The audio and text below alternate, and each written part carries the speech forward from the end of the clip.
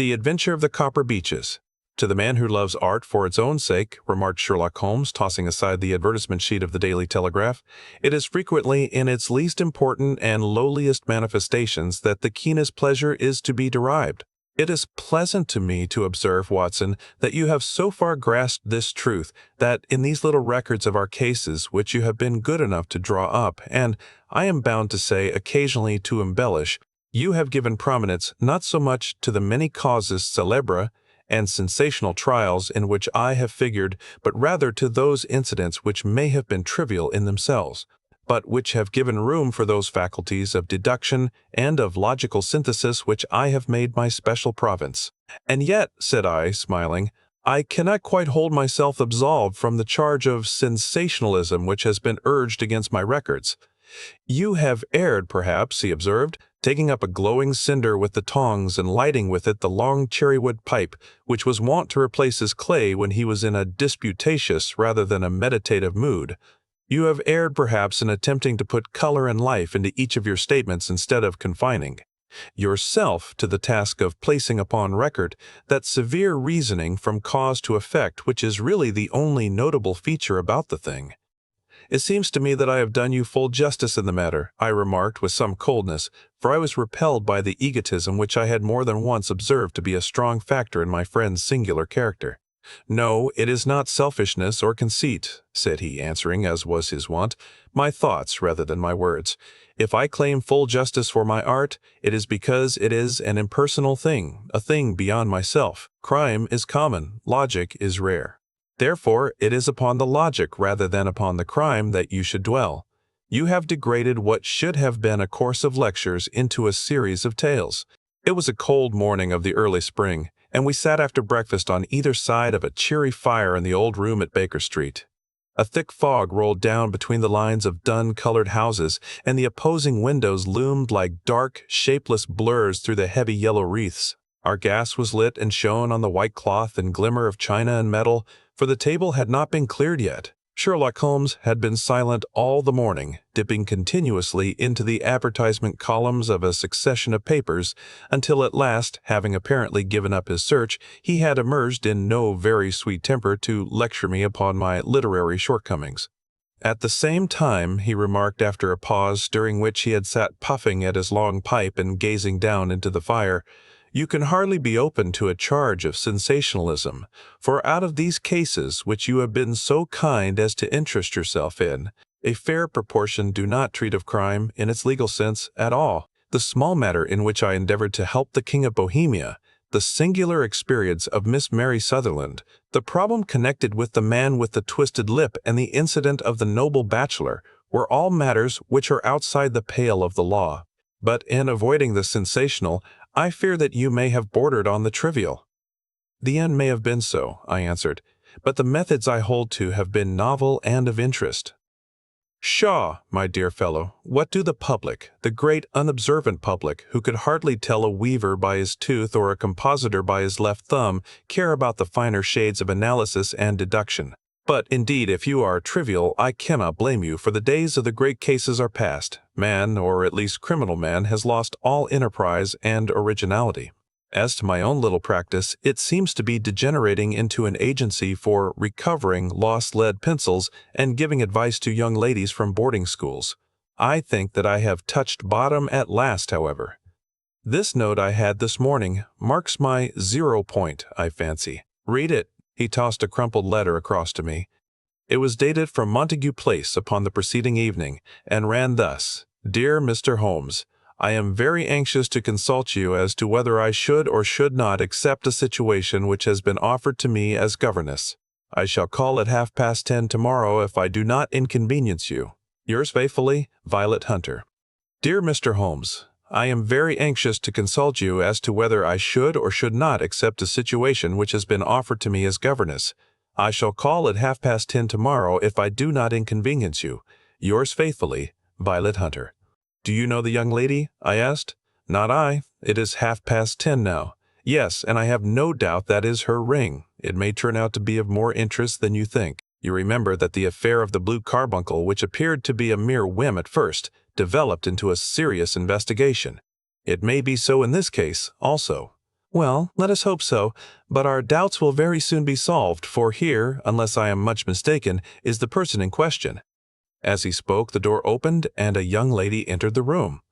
She was plainly but neatly dressed, with a bright, quick face freckled like a plover's egg, and with the brisk manner of a woman who has had her own way to make in the world. "You will excuse my troubling you, I'm sure," said she, as my companion rose to greet her, "but I have had a very strange experience, and as I have no parents or relations of any sort from whom I could ask advice, I thought that perhaps you would be kind enough to tell me what I should do." "Pray take a seat, Miss Hunter. I shall be happy to do anything that I can to serve you." I could see that Holmes was favorably impressed by the manner and speech of his new client. He looked her over in his searching fashion, and then composed himself, with his lids drooping and his fingertips together, to listen to her story.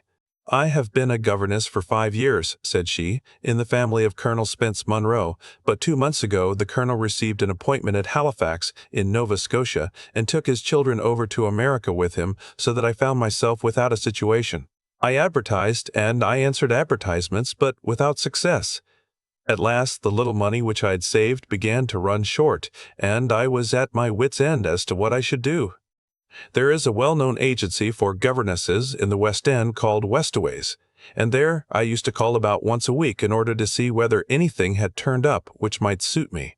Westaway was the name of the founder of the business, but it is really managed by Miss Stoper. She sits in her own little office, and the ladies who are seeking employment wait in an anteroom, and are then shown in one by one, when she consults her ledgers and sees whether she has anything which would suit them. Well, when I called last week, I was shown into the little office as usual, but I found that Miss Stoper was not alone. A prodigiously stout man with a very smiling face and a great heavy chin which rolled down in fold upon fold over his throat sat at her elbow with a pair of glasses on his nose, looking very earnestly at the ladies who entered. As I came in, he gave quite a jump in his chair and turned quickly to Miss Stoper.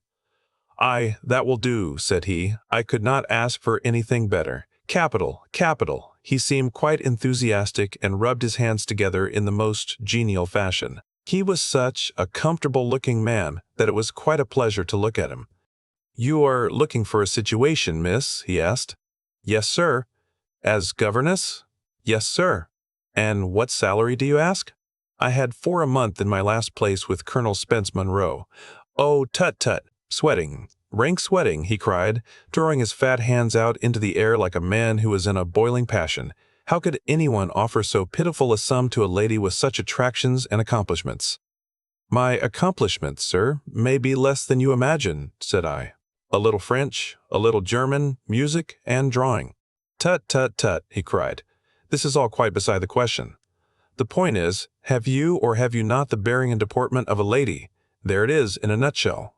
If you have not, you are not fitted for the rearing of a child who may some day play a considerable part in the history of the country.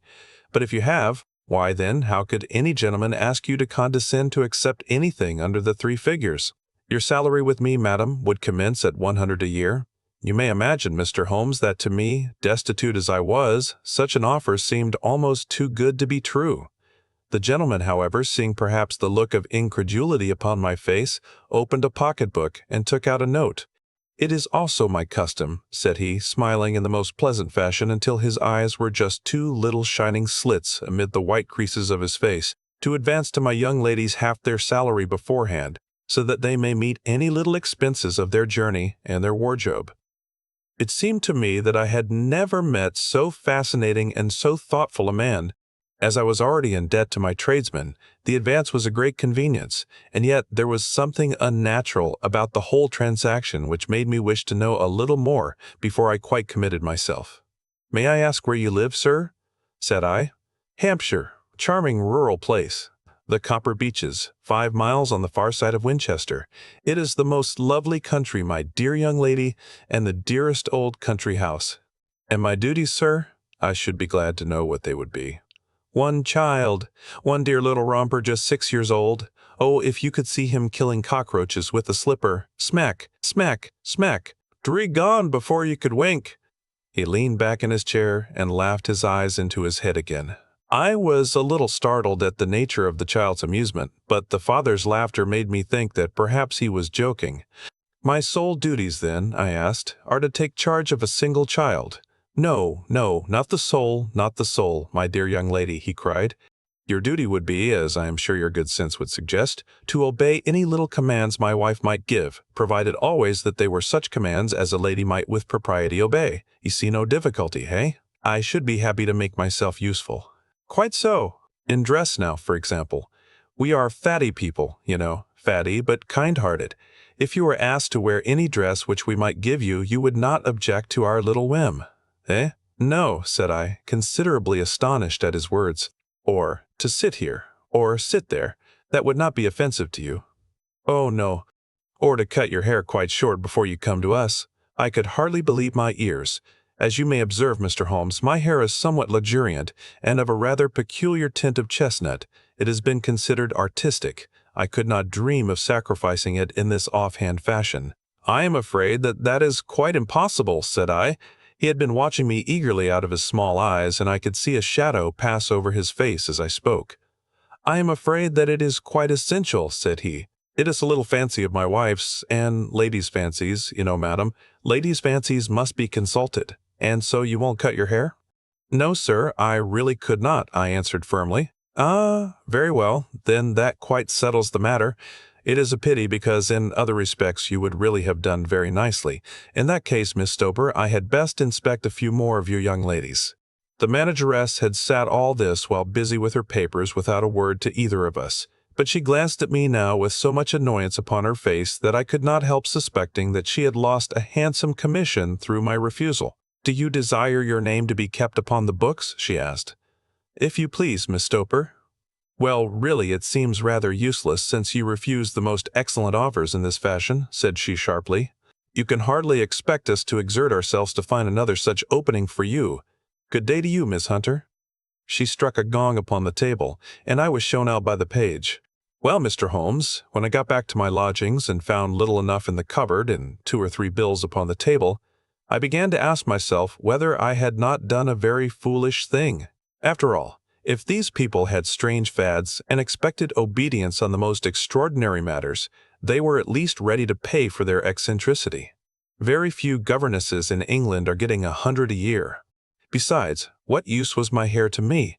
Many people are improved by wearing it short, and perhaps I should be among the number. Next day I was inclined to think that I had made a mistake, and by the day after I was sure of it. I had almost overcome my pride so far as to go back to the agency and inquire whether the place was still open when I received this letter from the gentleman himself. I have it here, and I will read it to you. The Copper Beeches, near Winchester. Dear Miss Hunter, Miss Stoper has very kindly given me your address, and I write from here to ask you whether you have reconsidered your decision. My wife is very anxious that you should come, for she has been much attracted by my description of you. We are willing to give 30 a quarter, or 120 a year, so as to recompense you for any little inconvenience which our fads may cause you. They are not very exacting after all. My wife is fond of a particular shade of electric blue, and would like you to wear such a dress indoors in the morning. You need not, however, go to the expense of purchasing one, as we have one belonging to my dear daughter Alice now in Philadelphia, which would, I should think, fit you very well. Then as to sitting here or there, or amusing yourself in any manner indicated, that need cause you no inconvenience. As regards your hair, it is no doubt a pity, especially as I could not help remarking its beauty during our short interview. But I am afraid that I must remain firm upon this point, and I only hope that the increased salary may recompense you for the loss. Your duties, as far as the child is concerned, are very light. Now do try to come, and I shall meet you with the dog-cart at Winchester. Let me know your train. Yours faithfully, Jeffro Rucastle. The Copper Beeches, near Winchester. Dear Miss Hunter, Miss Stoper has very kindly given me your address, and I write from here to ask you whether you have reconsidered your decision. My wife is very anxious that you should come, for she has been much attracted by my description of you. We are willing to give 30 a quarter, or 20 a year, so as to recompense you for any little inconvenience which our fads may cause you. They are not very exacting after all. My wife is fond of a particular shade of electric blue, and would like you to wear such a dress indoors in the morning. You need not, however, go to the expense of purchasing one, as we have one belonging to my dear daughter Alice, now in Philadelphia, which would, I should think, fit you very well. Then, as to sitting here or there or amusing yourself in any manner indicated, that need cause you no inconvenience. As regards your hair, it is no doubt a pity, especially as I could not help remarking its beauty during our short interview. But I am afraid that I must remain firm upon this point, and I only hope that the increased salary may recompense you for the loss. Your duties, as far as the child is concerned, are very light. Now do try to come, and I shall meet you with the dog-cart at Winchester. Let me know your train. Yours faithfully, Geoffrey Rucastle. That is the letter which I have just received, Mr. Holmes, and my mind is made up that I will accept it. I thought, however, that before taking the final step I should like to submit the whole matter to your consideration. Well, Miss Hunter, if your mind is made up, that settles the question, said Holmes, smiling. But you would not advise me to refuse? I confess that it is not the situation which I should like to see a sister of mine apply for. What is the meaning of it all, Mr. Holmes? Ah, I have no data. I cannot tell. Perhaps you have yourself formed some opinion. Well, there seems to me to be only one possible solution. Mr. Rucastle seemed to be a very kind, good-natured man. Is it not possible that his wife is a lunatic, that he desires to keep the matter quiet for fear she should be taken to an asylum, and that he humors her fancies in every way in order to prevent an outbreak? That is a possible solution. In fact, as matters stand, it is the most probable one. But in any case, it does not seem to be a nice household for a young lady. But the money, Mr. Holmes, the money. Well, yes, of course, the pay is good too good. That is what makes me uneasy. Why should they give you 120 a year when they could have their pick for 40? There must be some strong reason behind. I thought that if I told you the circumstances you would understand afterwards if I wanted your help. I should feel so much stronger if I felt that you were at the back of me. Oh, you may carry that feeling away with you. I assure you that your little problem promises to be the most interesting which has come my way for some months. There is something distinctly novel about some of the features. If you should find yourself in doubt or in danger— Danger? What danger do you foresee? Holmes shook his head gravely. They would cease to be a danger if we could define it, said he. But at any time, day or night, a telegram would bring me down to your help. That is enough. She rose briskly from her chair with the anxiety all swept from her face. I shall go down to Hampshire quite easy in my mind now. I shall write to Mr. Rucastle at once, sacrifice my poor hair tonight, and start for Winchester tomorrow. With a few grateful words to Holmes, she bade us both good night and bustled off upon her way. At least, said I, as we heard her quick, firm steps descending the stairs, she seems to be a young lady who is very well able to take care of herself. And she would need to be, said Holmes gravely. I am much mistaken if we do not hear from her before many days are past. It was not very long before my friend's prediction was fulfilled. A fortnight went by, during which I frequently found my thoughts turning in her direction and wondering what strange side alley of human experience this lonely woman had strayed into. The unusual salary, the curious conditions, the light duties, all pointed to something abnormal, though whether a fad or a plot, or whether the man were a philanthropist or a villain, it was quite beyond my powers to determine. As to Holmes, I observed that he sat frequently for half an hour on end, with knitted brows and an abstracted air, but he swept the matter away with a wave of his hand when I mentioned it. Data, data, data, he cried impatiently. I can't make bricks without clay. And yet he would always wind up by muttering that no sister of his should ever have accepted such a situation. The telegram which we eventually received came late one night, just as I was thinking of turning in, and Holmes was settling down to one of those all-night chemical researches which he frequently indulged in. When I would leave him stooping over a retort and a test tube at night and find him in the same position when I came down to breakfast in the morning, he opened the yellow envelope and then, glancing at the message, threw it across to me. Just look up the trains in Bradshaw, said he, and turned back to his chemical studies. The summons was a brief and urgent one. Please be at the Black Swan Hotel at Winchester at midday tomorrow, it said. Do come. I am at my wit's end. Hunter, please be at the Black Swan Hotel at Winchester at midday tomorrow, it said. Do come. I am at my wit's end. Hunter. Will you come with me? Asked Holmes, glancing up. I should wish to. Just look it up then. There is a train at 9:30, said I, glancing over my Bradshaw.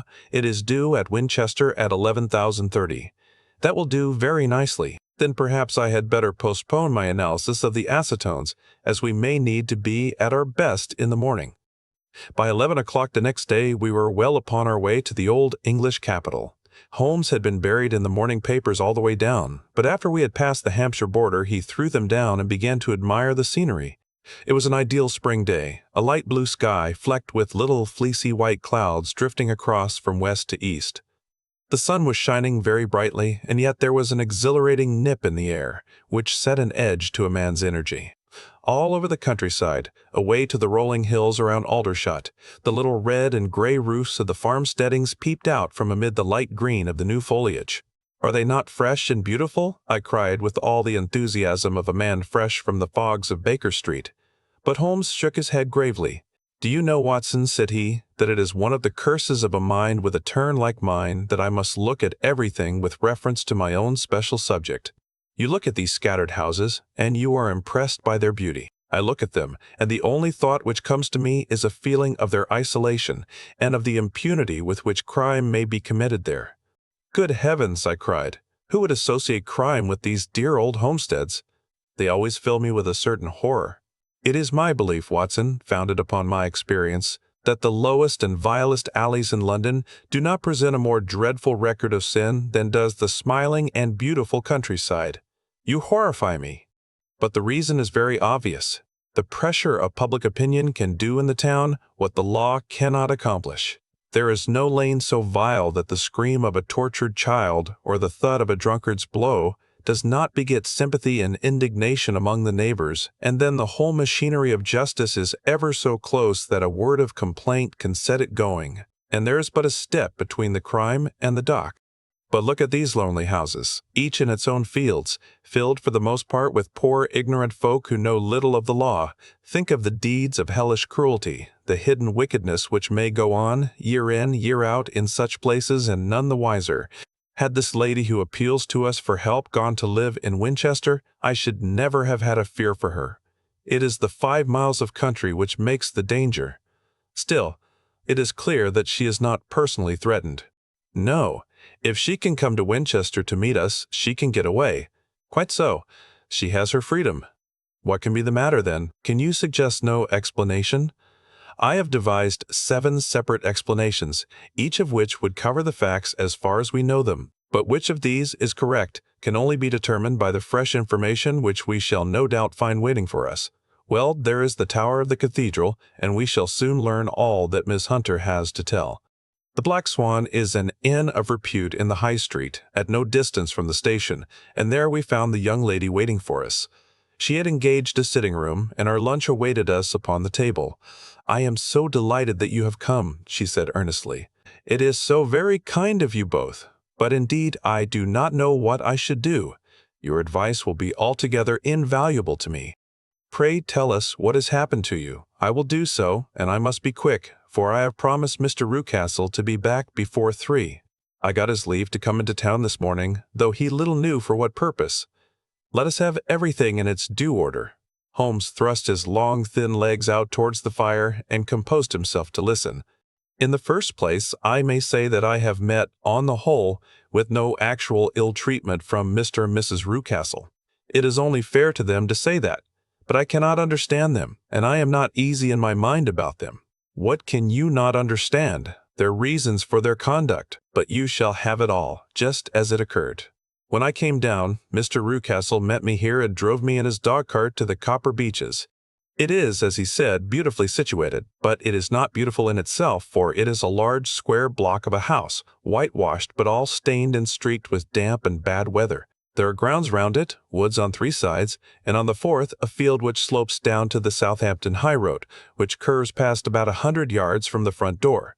This ground in front belongs to the house, but the woods all round are part of Lord Southerton's preserves. A clump of copper beeches immediately in front of the hall door has given its name to the place. I was driven over by my employer, who was as amiable as ever, and was introduced by him that evening to his wife and the child. There was no truth, Mr. Holmes, in the conjecture which seemed to us to be probable in your rooms at Baker Street. Mrs. Rucastle is not mad. I found her to be a silent, pale-faced woman, much younger than her husband, not more than 30, I should think, while he can hardly be less than 45. From their conversation I have gathered that they have been married about 7 years, that he was a widower, and that his only child by the first wife was the daughter who has gone to Philadelphia. Mr. Rucastle told me in private that the reason why she had left them was that she had an unreasoning aversion to her stepmother. As the daughter could not have been less than 20, I can quite imagine that her position must have been uncomfortable with her father's young wife.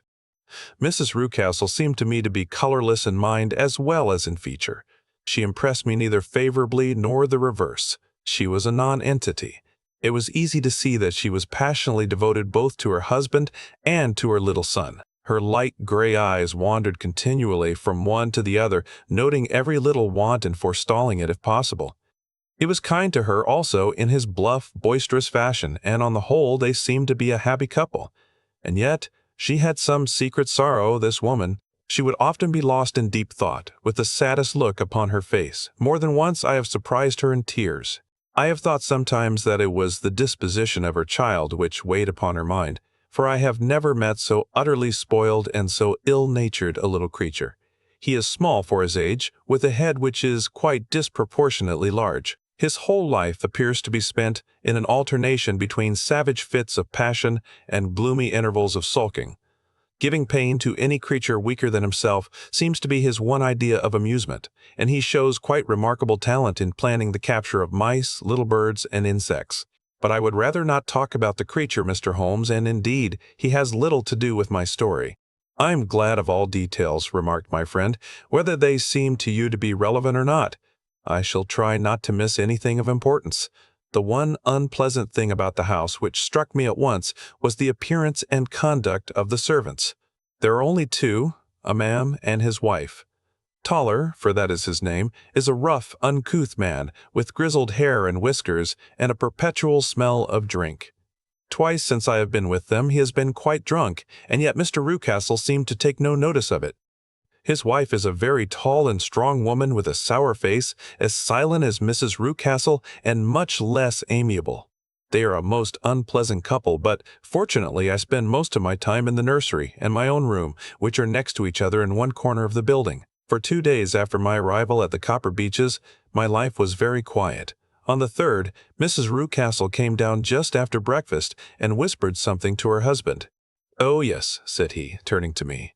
"We are very much obliged to you, Miss Hunter, for falling in with our whims so far as to cut your hair. I assure you that it has not detracted in the tiniest iota from your appearance. We shall now see how the electric blue dress will become you. You will find it laid out upon the bed in your room, and if you would be so good as to put it on, we should both be extremely obliged." The dress which I found waiting for me was of a peculiar shade of blue. It was of excellent material, a sort of beige, but it bore unmistakable signs of having been worn before. It could not have been a better fit if I had been measured for it. Both Mr. and Mrs. Rucastle expressed a delight at the look of it, which seemed quite exaggerated in its vehemence. They were waiting for me in the drawing-room, which is a very large room, stretching along the entire front of the house, with 3 long windows reaching down to the floor. A chair had been placed close to the central window, with its back turned towards it. In this I was asked to sit, and then Mr. Rucastle, walking up and down on the other side of the room, began to tell me a series of the funniest stories that I have ever listened to. You cannot imagine how comical he was, and I laughed until I was quite weary. Mrs. Rucastle, however, who has evidently no sense of humor, never so much as smiled, but sat with her hands in her lap and a sad, anxious look upon her face. After an hour or so, Rucastle suddenly remarked that it was time to commence the duties of the day, and that I might change my dress and go to little Edward in the nursery. 2 days later this same performance was gone through under exactly similar circumstances. Again I changed my dress, again I sat in the window, and again I laughed very heartily at the funny stories of which my employer had an immense repertoire, and which he told inimitably. Then he handed me a yellow-backed novel, and moving my chair a little sideways that my own shadow might not fall upon the page, he begged me to read aloud to him. I read for about 10 minutes, beginning in the heart of a chapter, and then suddenly, in the middle of a sentence, he ordered me to cease and to change my dress. You can easily imagine, Mr. Holmes, how curious I became as to what the meaning of this extraordinary performance could possibly be. They were always very careful, I observed, to turn my face away from the window, so that I became consumed with the desire to see what was going on behind my back. At first it seemed to be impossible, but I soon devised a means. My hand mirror had been broken, so a happy thought seized me, and I concealed a piece of the glass in my handkerchief. On the next occasion, in the midst of my laughter, I put my handkerchief up to my eyes, and was able with a little management to see all that there was behind me. I confess that I was disappointed. There was nothing. At least that was my first impression. At the second glance, however, I perceived that there was a man standing in the Southampton Road, a small bearded man in a gray suit, who seemed to be looking in my direction. The road is an important highway, and there are usually people there. This man, however, was leaning against the railings which bordered our field and was looking earnestly up. I lowered my handkerchief and glanced at Mrs. Rucastle to find her eyes fixed upon me with a most searching gaze. She said nothing, but I am convinced that she had divined that I had a mirror in my hand and had seen what was behind me. She rose at once. "Jeffro," said she, "there is an impertinent fellow upon the road there who stares up at Miss Hunter." "No friend of yours, Miss Hunter?" he asked. "No, I know no one in these parts." "Dear me, how very impertinent. Kindly turn round and motion to him to go away. Surely it would be better to take no notice." "No, no, we should have him loitering here always. Kindly turn round and wave him away like that." I did as I was told, and at the same instant Mrs. Rucastle drew down the blind. That was a week ago, and from that time I have not sat again in the window, nor have I worn the blue dress, nor seen the man in the road. "Pray continue," said Holmes. "Your narrative promises to be a most interesting one. You will find it rather disconnected, I fear, and there may prove to be little relation between the different incidents of which I speak. On the very first day that I was at the Copper Beeches, Mr. Rucastle took me to a small outhouse which stands near the kitchen door. As we approached it, I heard the sharp rattling of a chain, and the sound as of a large animal moving about. "Look in here," said Mr. Rucastle, showing me a slit between two planks. "Is he not a beauty?" I looked through and was conscious of two glowing eyes and of a vague figure huddled up in the darkness. "Don't be frightened," said my employer, laughing at the start which I had given. "It's only Carlo, my mastiff. I call him mine, but really old Toller, my groom, is the only man who can do anything with him. We feed him once a day, and not too much then, so that he is always as keen as mustard. Toller lets him loose every night, and God help the trespasser whom he lays his fangs upon. For goodness sake, don't you ever on any pretext set your foot over the threshold at night, for it's as much as your life is worth." The warning was no idle one, for 2 nights later I happened to look out of my bedroom window about 2 o'clock in the morning. It was a beautiful moonlight night, and the lawn in front of the house was silvered over and almost as bright as day. I was standing, wrapped in the peaceful beauty of the scene, when I was aware that something was moving under the shadow of the Copper Beeches. As it emerged into the moonshine, I saw what it was. It was a giant dog as large as a calf, tawny tinted, with hanging jowl, black muzzle, and huge projecting bones. It walked slowly across the lawn and vanished into the shadow upon the other side. That dreadful sentinel sent a chill to my heart, which I do not think that any burglar could have done. And now I have a very strange experience to tell you. I had, as you know, cut off my hair in London, and I had placed it in a great coil at the bottom of my trunk. One evening, after the child was in bed, I began to amuse myself by examining the furniture of my room and by rearranging my own little things. There was an old chest of drawers in the room, the 2 upper ones empty and open, the lower one locked. I had filled the first 2 with my linen, and as I had still much to pack away, I was naturally annoyed at not having the use of the 3rd drawer. It struck me that it might have been fastened by a mere oversight, so I took out my bunch of keys and tried to open it. The very first key fitted to perfection, and I drew the drawer open. There was only one thing in it, but I am sure that you would never guess what it was. It was my coil of hair. I took it up and examined it. It was of the same peculiar tint and the same thickness. But then the impossibility of the thing obtruded itself upon me. How could my hair have been locked in the drawer? With trembling hands, I undid my trunk, turned out the contents, and drew from the bottom my own hair. I laid the 2 tresses together, and I assure you that they were identical. Was it not extraordinary? Puzzle as I would, I could make nothing at all of what it meant. I returned the strange hair to the drawer, and I said nothing of the matter to the Rucastles, as I felt that I had put myself in the wrong by opening a drawer which they had locked. I am naturally observant, as you may have remarked, Mr. Holmes, and I soon had a pretty good plan of the whole house in my head. There was one wing, however, which appeared not to be inhabited at all. A door which faced that which led into the quarters of the Tollers opened into this suite, but it was invariably locked. One day, however, as I ascended the stair, I met Mr. Rucastle coming out through this door, his keys in his hand, and a look on his face which made him a very different person to the round, jovial man to whom I was accustomed. His cheeks were red, his brow was all crinkled with anger, and the veins stood out at his temples with passion. He locked the door and hurried past me without a word or a look. This aroused my curiosity, so when I went out for a walk in the grounds with my charge, I strolled round to the side from which I could see the windows of this part of the house. There were 4 of them in a row, 3 of which were simply dirty, while the 4th was shuttered up. They were evidently all deserted. As I strolled up and down, glancing at them occasionally, Mr. Rucastle came out to me, looking as merry and jovial as ever. "Ah," said he, "you must not think me rude if I passed you without a word, my dear young lady. I was preoccupied with business matters." I assured him that I was not offended. "By the way," said I, "you seem to have quite a suite of spare rooms up there, and one of them has the shutters up." He looked surprised and, as it seemed to me, a little startled at my remark. "Photography is one of my hobbies," said he. "I have made my dark room up there. But, dear me, what an observant young lady we have come upon. Who would have believed it? Who would have ever believed it?" He spoke in a jesting tone, but there was no jest in his eyes as he looked at me. I read suspicion there and annoyance, but no jest. "Well, Mr. Holmes, from the moment that I understood that there was something about that suite of rooms which I was not to know, I was all on fire to go over them. It was not mere curiosity, though I have my share of that. It was more a feeling of duty, a feeling that some good might come from my penetrating to this place. They talk of woman's instinct. Perhaps it was woman's instinct which gave me that feeling. At any rate, it was there, and I was keenly on the lookout for any chance to pass the forbidden door. It was only yesterday that the chance came. I may tell you that, besides Mr. Rucastle, both Toller and his wife find something to do in these deserted rooms, and I once saw him carrying a large black linen bag with him through the door. Recently he has been drinking hard, and yesterday evening he was very drunk, and when I came upstairs there was the key in the door.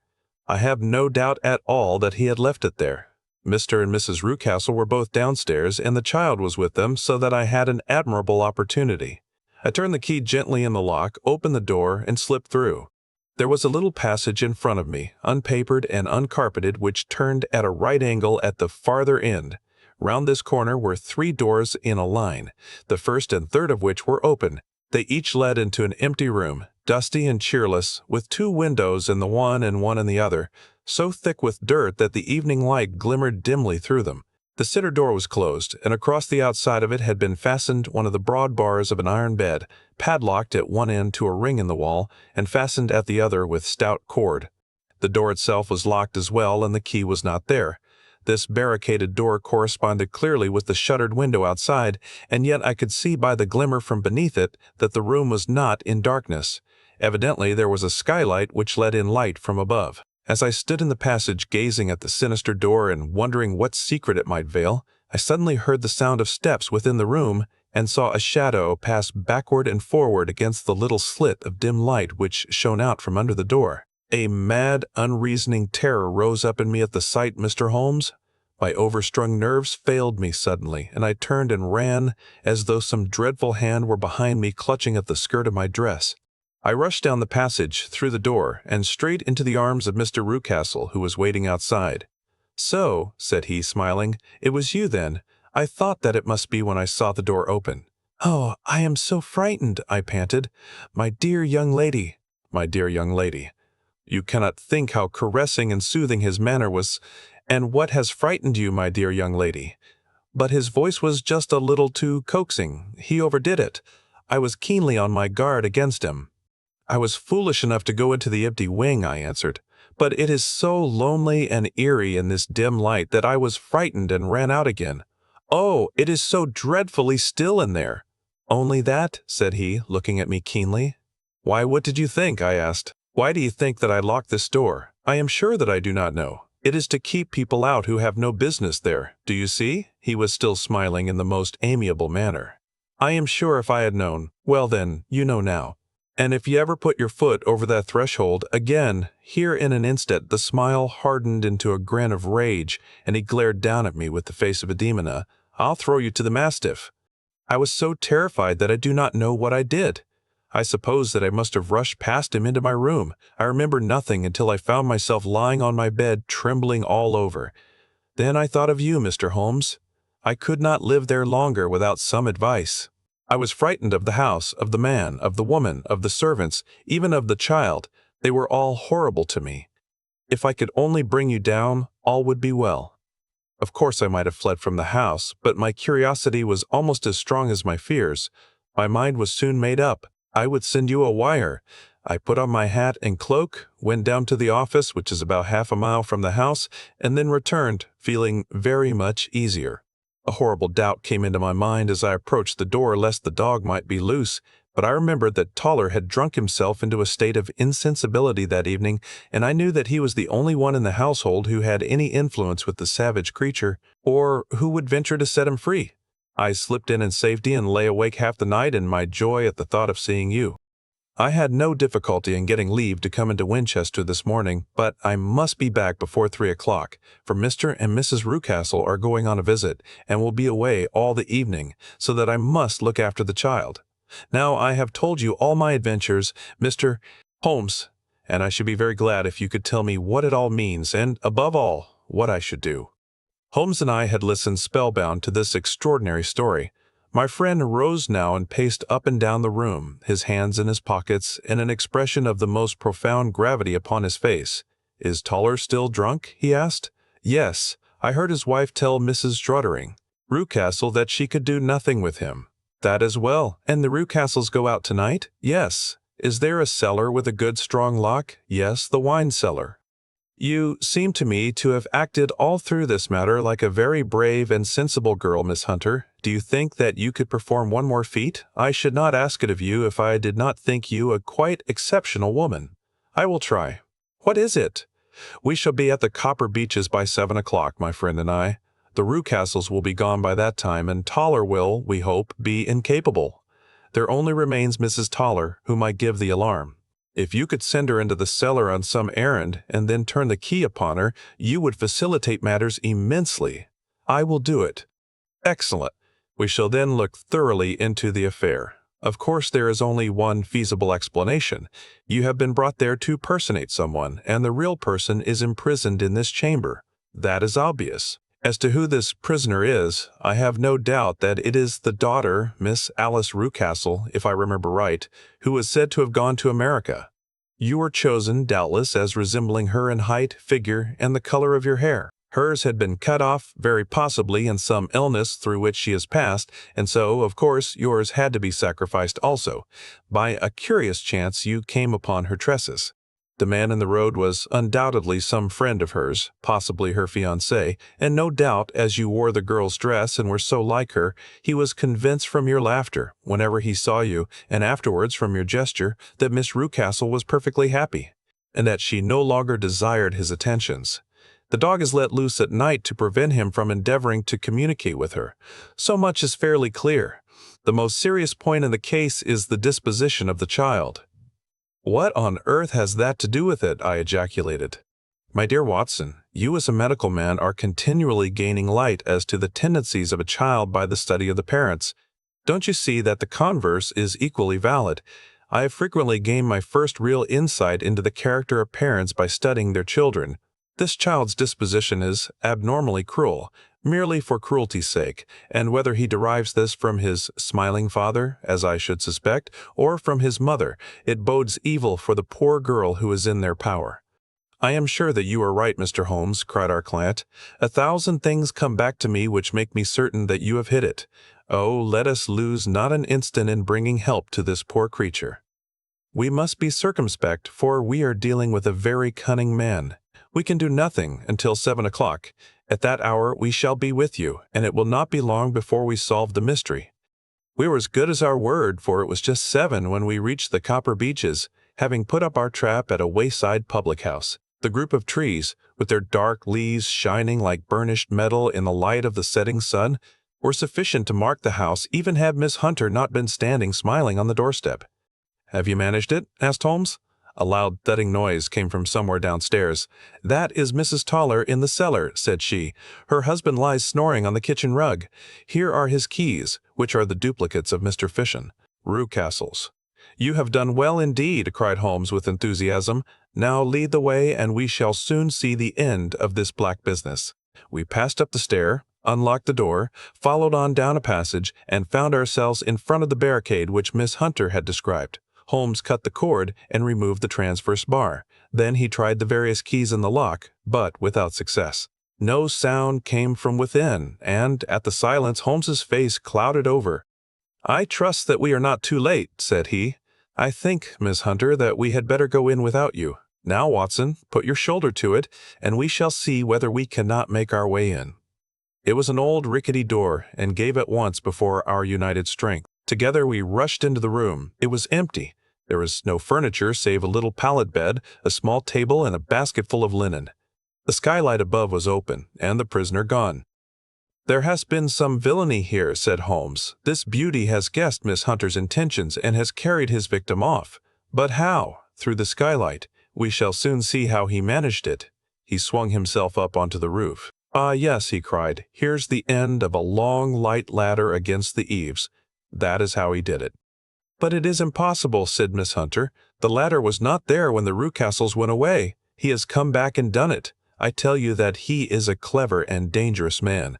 I should not be very much surprised if this were he whose step I hear now upon the stair. I think, Watson, that it would be as well for you to have your pistol ready."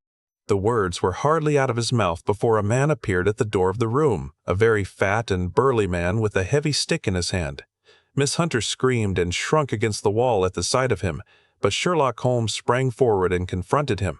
"You villain," said he, "where's your daughter?" The fat man cast his eyes round, and then up at the open skylight. "It is for me to ask you that," he shrieked. "You thieves, spies and thieves, I have caught you, have I? You are in my power. I'll serve you." He turned and clattered down the stairs as hard as he could go. "He's gone for the dog," cried Miss Hunter. "I have my revolver," said I. "Better close the front door," cried Holmes, and we all rushed down the stairs together. We had hardly reached the hall when we heard the baying of a hound, and then a scream of agony, with a horrible worrying sound which it was dreadful to listen to. An elderly man with a red face and shaking limbs came staggering out at a side door. "My God!" he cried. "Someone has loosed the dog. It's not been fed for 2 days. Quick, quick, or it'll be too late." Holmes and I rushed out and round the angle of the house, with Toller hurrying behind us. There was the huge famished brute, its black muzzle buried in Rewcastle's throat while he writhed and screamed upon the ground. Running up, I blew its brains out, and it fell over with its keen white teeth still meeting in the great creases of his neck. With much labor we separated them and carried him, living but horribly mangled, into the house. We laid him upon the drawing-room sofa, and having dispatched the sober Toller to bear the news to his wife, I did what I could to relieve his pain. We were all assembled round him when the door opened, and a tall, gaunt woman entered the room. "Mrs. Toller," cried Miss Hunter. "Yes, miss. Mr. Rewcastle let me out when he came back before he went up to you." "Ah, miss, it is a pity you didn't let me know what you were planning, for I would have told you that your pains were wasted." "Ha!" said Holmes, looking keenly at her. "It is clear that Mrs. Toller knows more about this matter than anyone else." "Yes, sir, I do, and I am ready enough to tell what I know." "Then pray sit down, and let us hear it, for there are several points on which I must confess that I am still in the dark." "I will soon make it clear to you," said she, "and I'd have done so before now if I could got out from the cellar. If there's police court business over this, you'll remember that I was the one that stood your friend, and that I was Miss Alice's friend too. She was never happy at home. Miss Alice wasn't, from the time that her father married again. She was slighted like and had no say in anything, but it never really became bad for her until after she met Mr. Fowler at a friend's house. As well as I could learn, Miss Alice had rights of her own by will, but she was so quiet and patient that she never said a word about them, but just left everything in Mr. Rewcastle's hands. He knew he was safe with her, but when there was a chance of a husband coming forward who would ask for all that the law would give him, then her father thought it time to put a stop on it.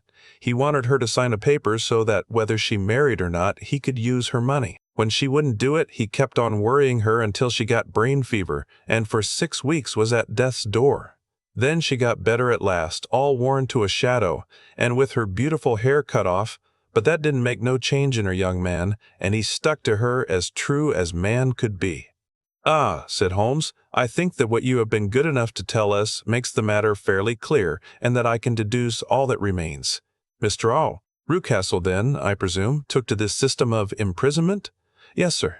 "And brought Miss Hunter down from London in order to get rid of the disagreeable persistence of Mr. Fowler."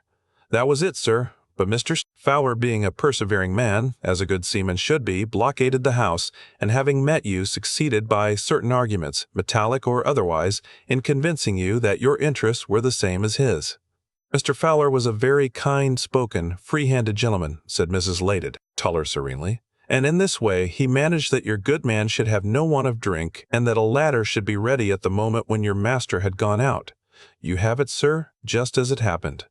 "I am sure we owe you an apology, Mrs. Toller," said Holmes, "for you have certainly cleared up everything which puzzled us. And here comes the country surgeon and Mrs. the Earl's base, Rucastle. So I think, Watson, that we had best escort Miss Hunter back to Winchester, as it seems to me that our locus standi now is rather a questionable one." And thus was solved the mystery of the sinister house with the Copper Beeches in front of the door. Mr. Rucastle survived, but was always a broken man, kept alive solely through the care of his devoted wife. They still live with their old servants, who probably know so much of Rucastle's past life that he finds it difficult to part from them.